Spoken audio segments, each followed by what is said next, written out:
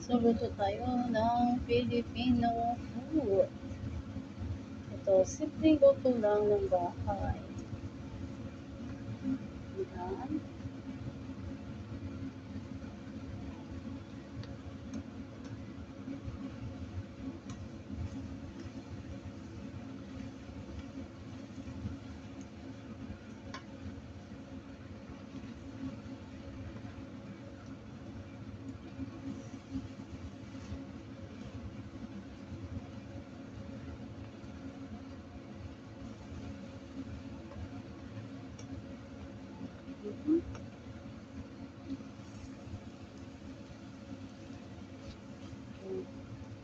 So, dagdagan pa natin ito ng